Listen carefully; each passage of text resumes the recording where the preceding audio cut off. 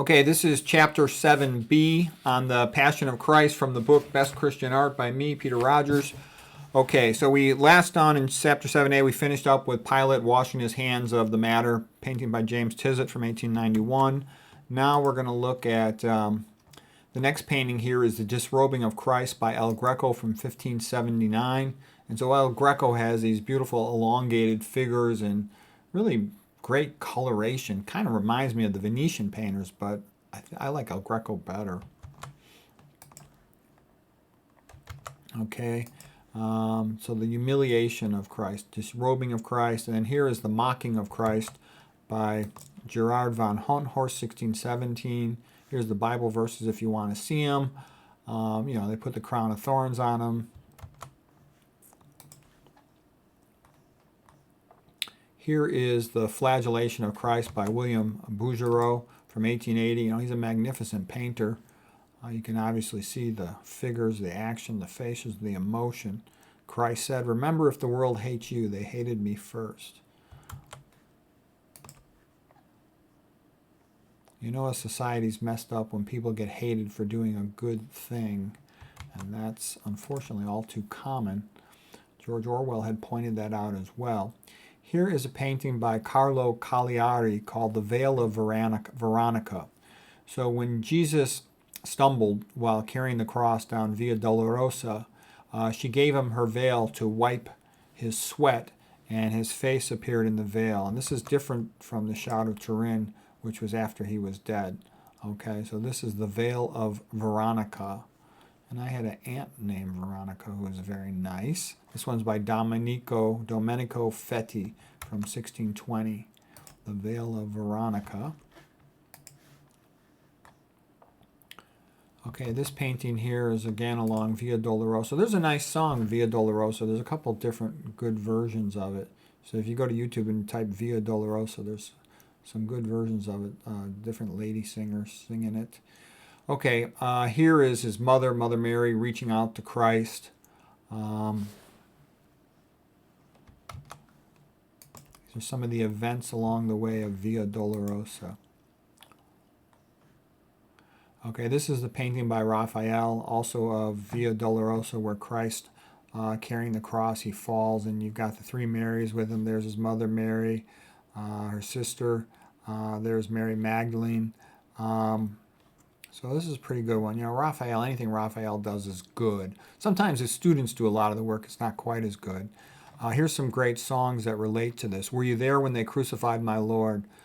Sam Cooke has the best version of that. That's an awesome song. Johnny Cash has a good version of it. Sam Cooke also has a great version of it with Must Jesus Bear This Cross Alone? And that was Sam Cooke and the Soul Stirrers. He's the greatest gospel singer who ever lived.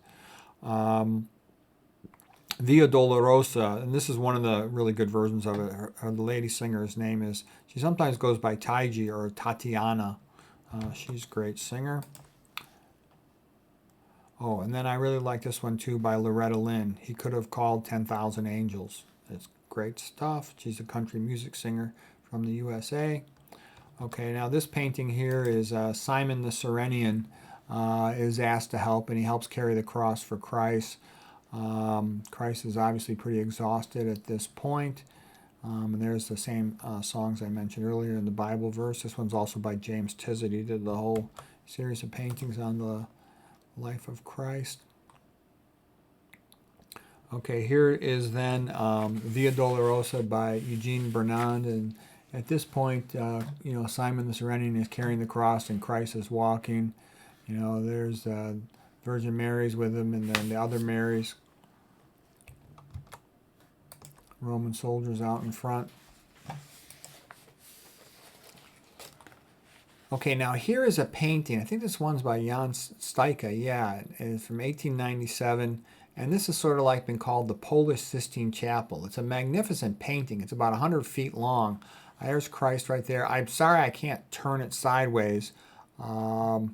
But you can look it up, Jan Stuyka, okay, in The Crucifixion, 1897. And there's a whole big interesting story with it. It was almost lost, and then they found it again, and it's a masterpiece.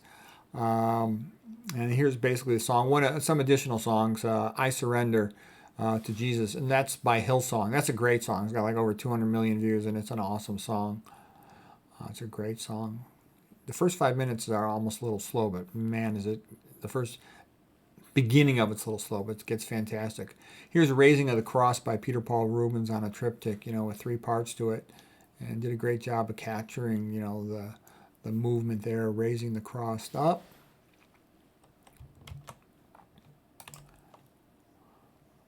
Okay, now here's another painting of Raising the Cross, this one by James Tissot from 1896.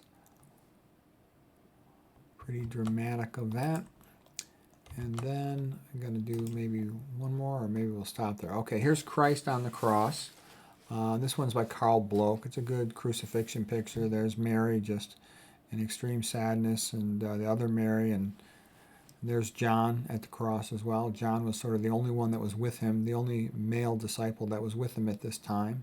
The women stayed with him. The male disciples were afraid that they too would be arrested and persecuted. This is a really good song, What Wondrous Love Is This by Coyne. Okay. And then here is a Crucifixion by Tintoretto, the Venetian painter, 1565. And he considers this one of his best paintings. And certainly the whole setup of it is quite extraordinary. I really like this painting by Albrecht Dürer, the German guy. This guy was a genius. You can see, again, the same concept of the Trinity, Jesu Christu on earth, God the Father and the Holy Spirit up above, and the stratification layers of society, the people on earth. Then there's different levels of angels, God. It's beautiful. All right, and we'll stop there. We'll go on with the additional parts in the next session. Kind of like a novel is published in serial chapters. We'll do that.